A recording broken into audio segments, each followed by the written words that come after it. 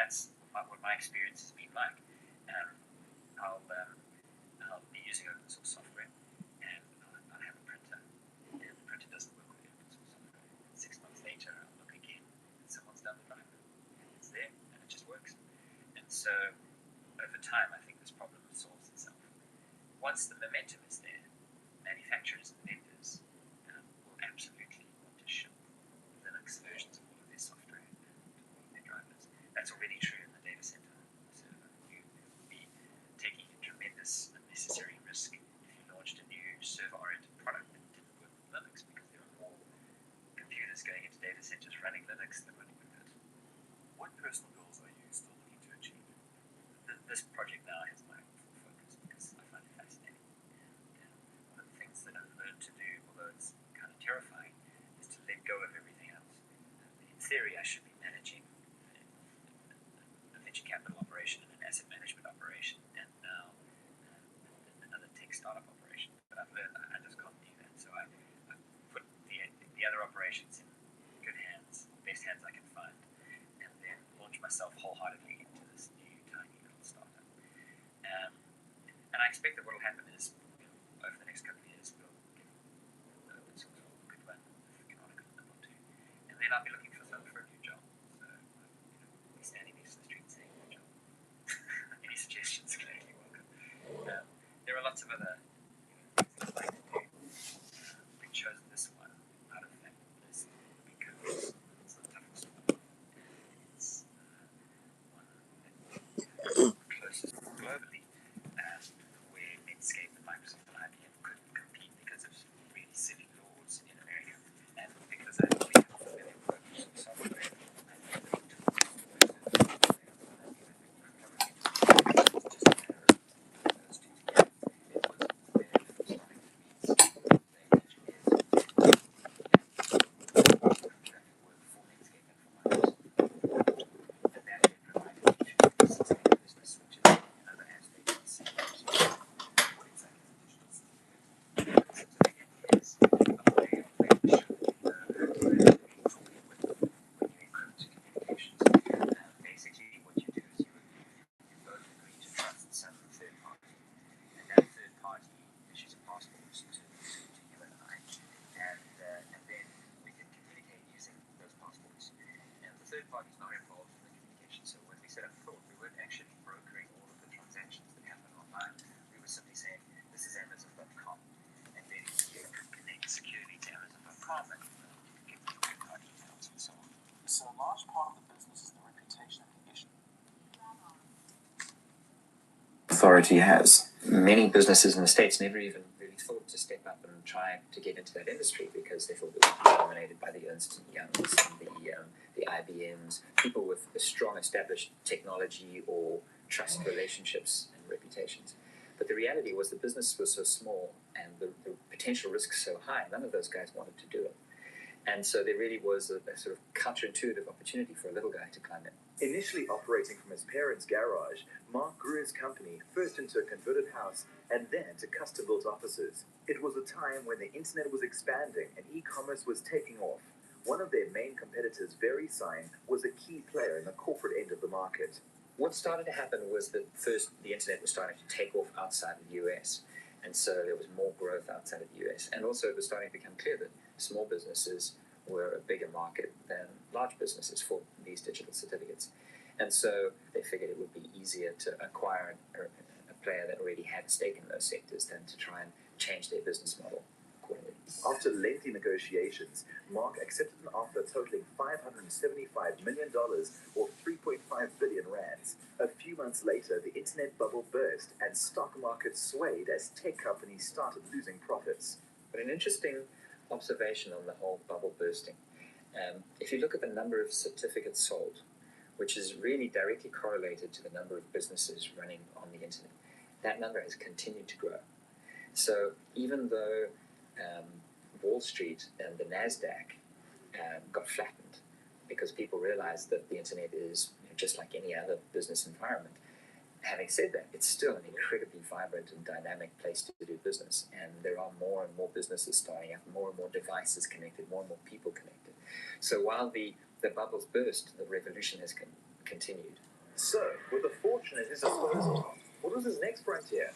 Space. Like many young boys, Mark had always dreamed of flying to space. When American millionaire Dennis Tito bought a seat in the Soyuz for $20 million, Mark decided to follow suit. But he didn't want to be a mere passenger. When he finally took off on the 25th of April 2002, he took along with him projects on stem cell research, HIV, and human physiology.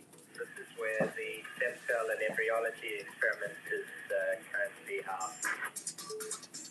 Space, the final frontier. Or is it cyberspace? Mark is pioneering new opportunities in the world of open source in South Africa and beyond. He recently launched Ubuntu Linux, a full operating system and software package on one CD that is available free of charge. I've made a commitment that the software will always remain absolutely free.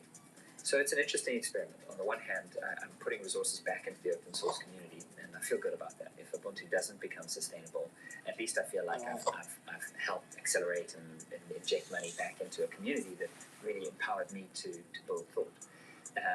But if we can build services around that software that pay the salaries of the people who produce the software, then that will make me feel even better because I can go on to other projects and that I know will then continue to grow and continue to thrive.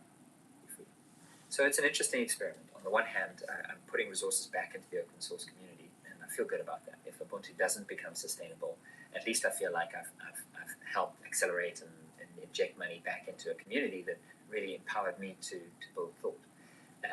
But if we can build services around that software that pay the salaries of the people who produce the software, then that will make me feel even better because I can go on to other projects and that I know will then continue to grow and continue to thrive. So this falls under your new company, Canonical. Canonical, yeah. It's a little in-joke in the geek world. We talk about the canonical way of doing something. When you're programming, for example, when you're writing software, the canonical way of doing something is the sort of the correct way of doing things. And so we've tried to find within the spirit of the open source community the correct way to build a Linux distribution. So where to next? In what sense? For open source, for me personally, for Canonical, for Ubuntu. Excellent, all of that. Right, starting at the top. For open source, well, I firmly believe open source is going to win the desktop war. There's no doubt in my mind that in a short period of time, most corporations, when they deploy a new computer, will put open source on it. It may not be entirely open source, they may have some proprietary applications, some open source applications, but that movement is already starting to gain momentum. On the server side, in the data center, behind the scenes, in the back office, the battle's already over. And so I think it's just a question of time before that happens on the desktop. And so I really hope that Ubuntu will participate in all of that. Ubuntu will be one of the places that people love to get their software. For me personally, I'm thoroughly enjoying this. It's nice to take on projects which are difficult, which are risky, and the Ubuntu Canonical project fits right into all of those. It's great to be doing a technology project again because you can run from your roots, but they're firmly attached, and that's just what I love doing. In terms of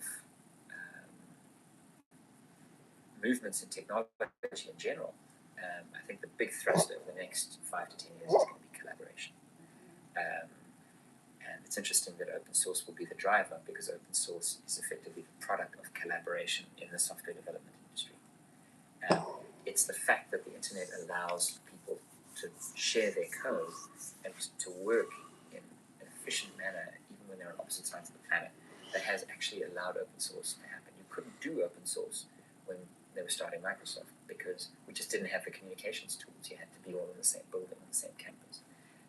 Now, it's almost more efficient to be distributed. You get different ways of seeing things. And so what I think we're going to see in software is people trying to take that spirit of collaboration that exists in the software industry now through open source and building those tools into the business applications. For example, I think we'll get to the point where you can be editing in the word processing, you can be editing a document, and you can say to Jack in London, Jack, hop online and start editing this document with me. And as I'm editing up here, you can be editing down here in the same document. Start working on a spreadsheet with different people working at the same time on different aspects of the spreadsheet. building effectively a collaborative work. That's how open source is produced, and I think we're going to see those ideas moving into more mainstream areas of software technology. Open source on the desktop, what are the challenges there? It's a very complicated process. If you look at the big picture view of how the world will go from being largely Microsoft Windows Office oriented to being largely open source oriented, that's a tremendous transition, with all sorts of stumbling blocks along the way. We're going to trip on and stub our toes many, many times. And some people will make it immediately, some people are already there, and others will take a long time to get there. I think it's really a 5 to 15 year process. In 5 years' time, I believe, when you buy a computer, you'll have a serious choice between open source and proprietary, and many people will be going the open source way. And in 10 years' time, I think it'll pretty much be over. So that's the rough idea of the time horizons. The issues that you face if you have an existing infrastructure and you want to start making that transition are application compatibility issues.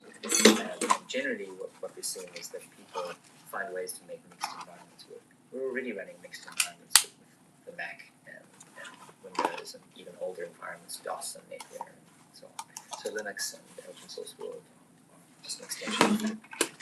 The fact that open source software runs on Windows is a huge advantage.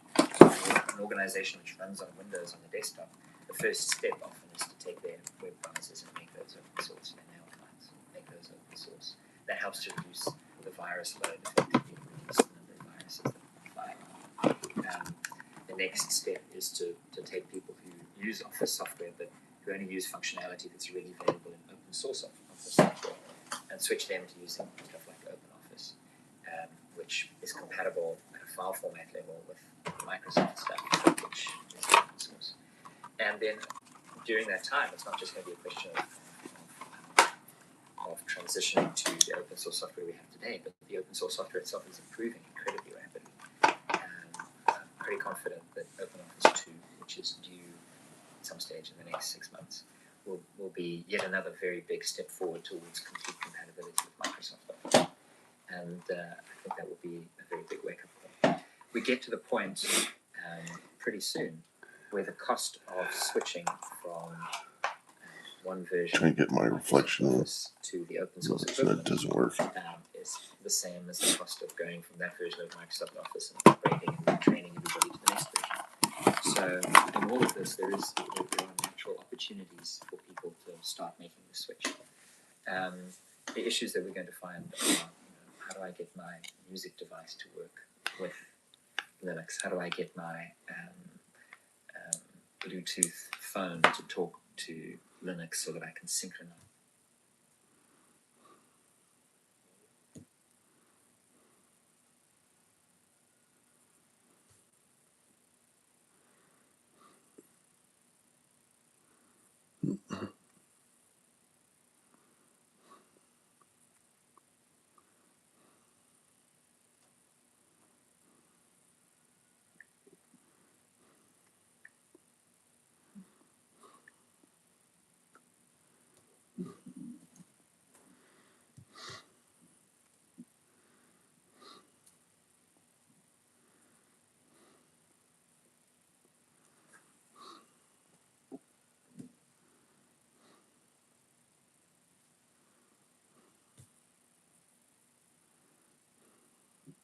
In the first few years of being in this country, he had no time off and worked like crazy and managed to save up a little money to start up his own business. It was a very modest grocery store in Boston's Chinatown. And of course, he called it Ming's Market. But in Chinese, the name of it was Penga Xixiang, which literally means cheap price market. And it was that, even as a little kid, I didn't understand. Literally, he told me one day that he would mark up something by 5 cents. Mark up another thing by 10 cents. And I was just like, how are you ever going to make money? This business model is insane. What's the wisdom of that, But, strangely enough, almost immediately he developed a really loyal following in Boston's Chinatown.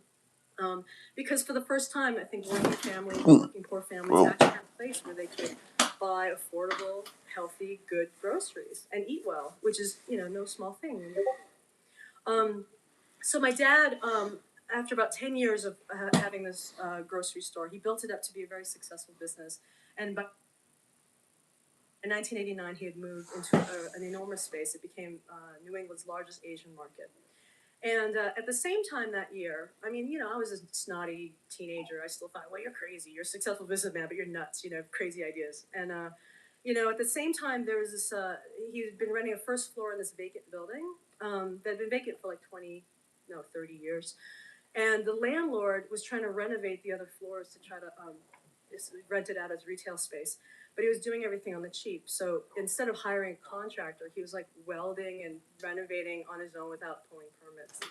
So one day, as you can probably expect, something got out of hand and this big fire broke out as he was welding.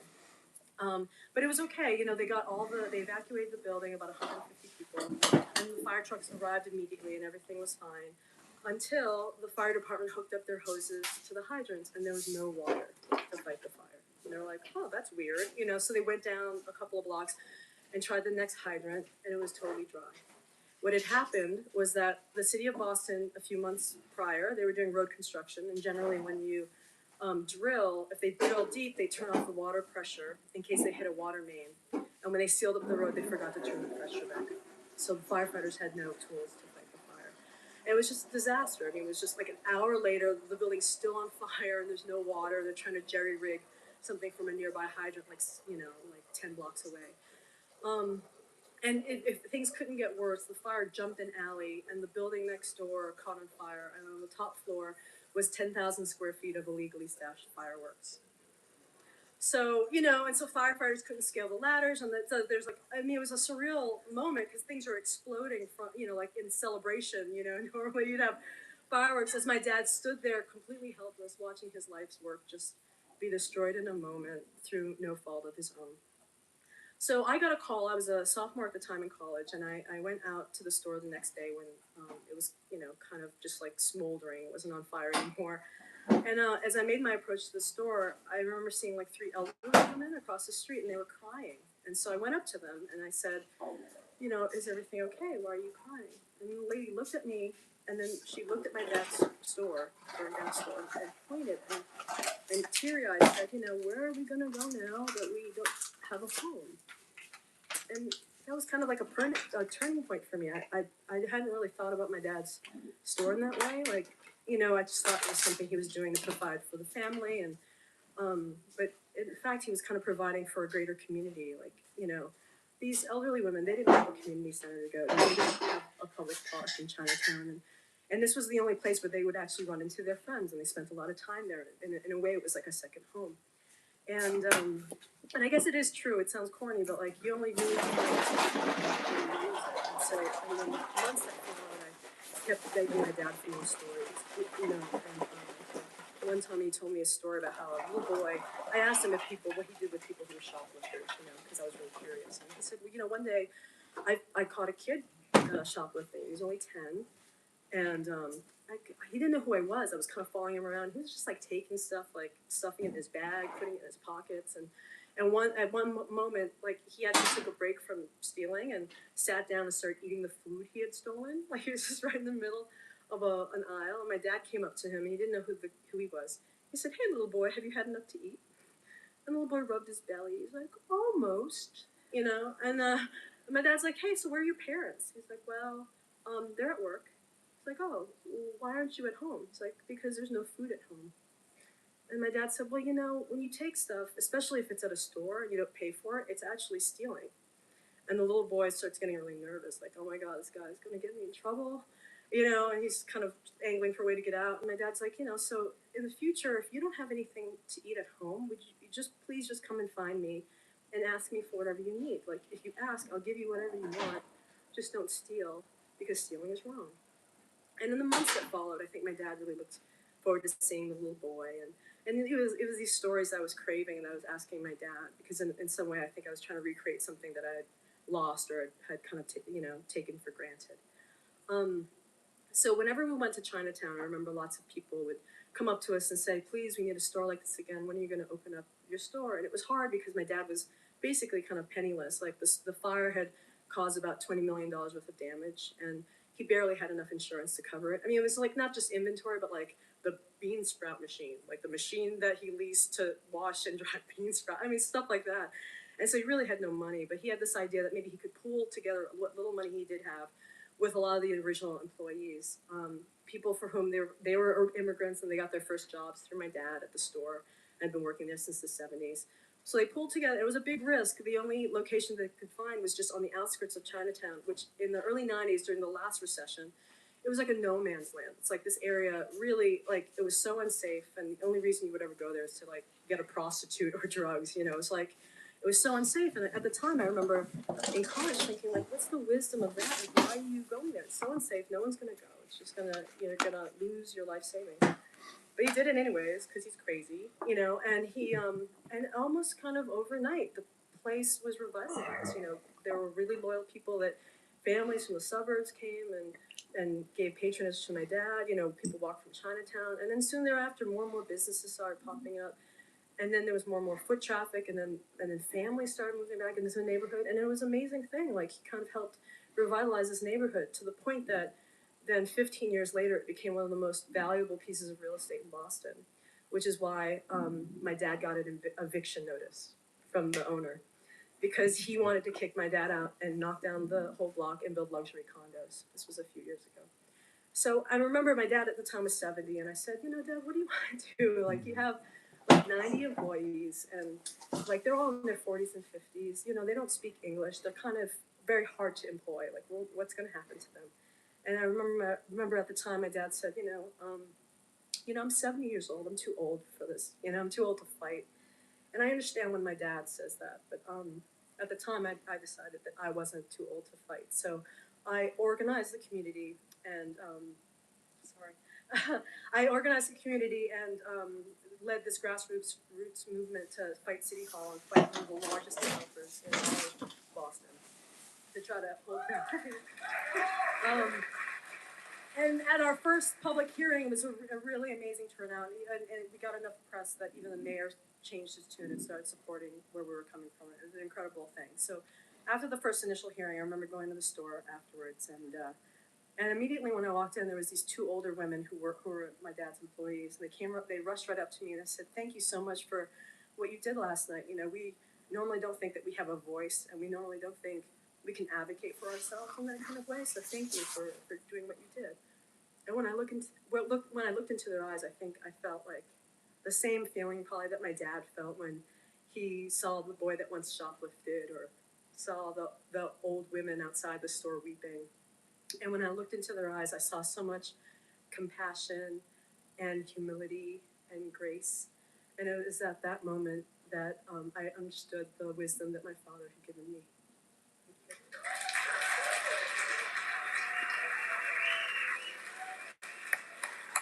Ellie Lee.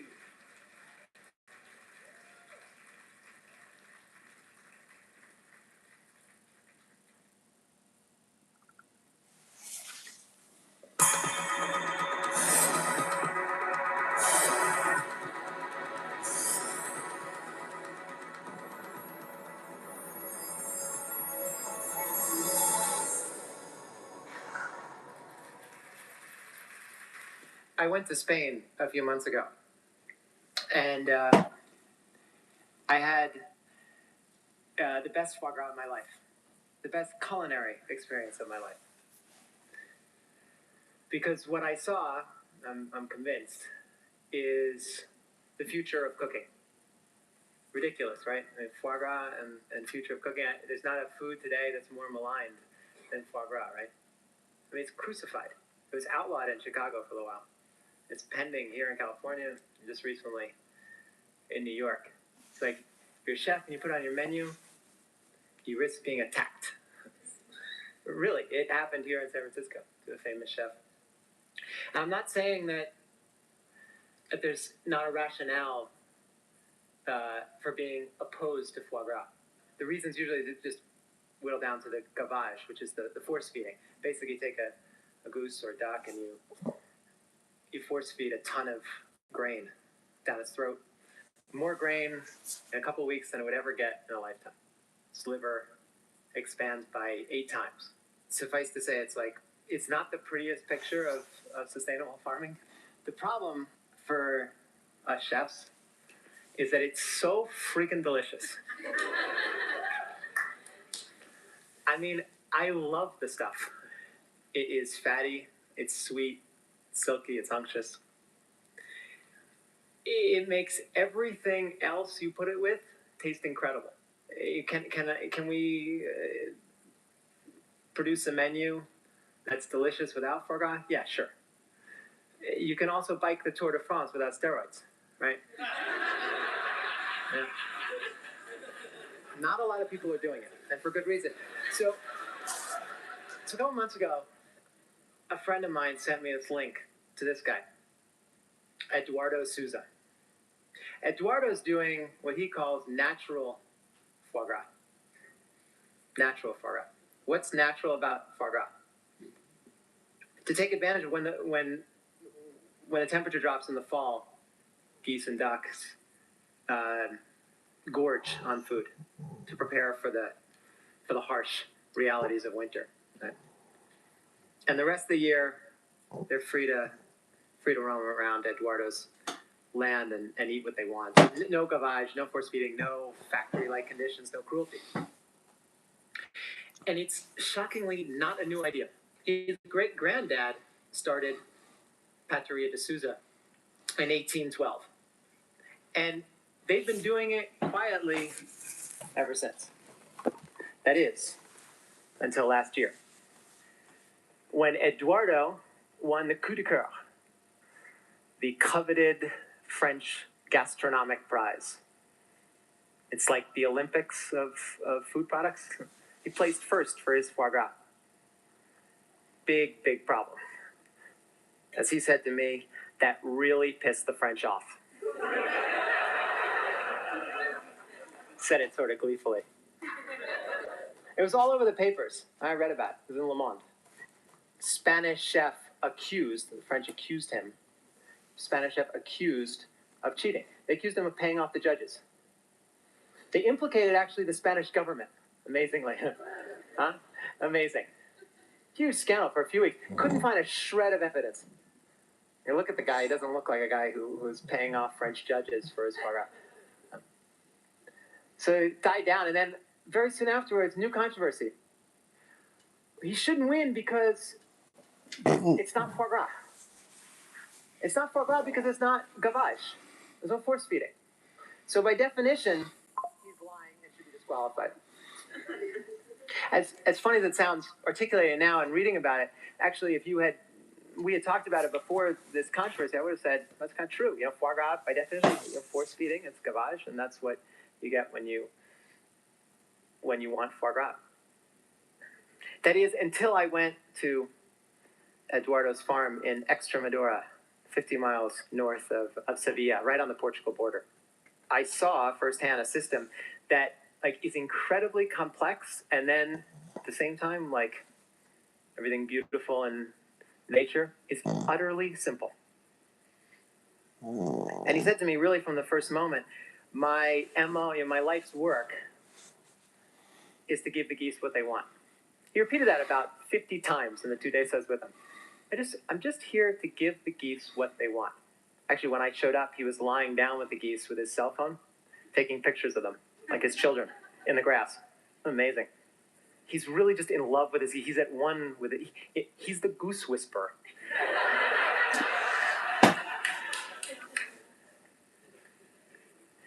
And when I was speaking to him, I thought, like I'm speaking to you now, right?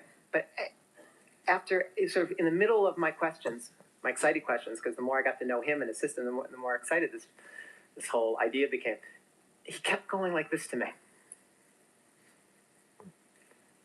And I thought, okay, excited Jew from New York, right? I'm talking a little too aggressively, whatever. So, I slowed down. And finally, by the end of the day, I was like, Eduardo, like this.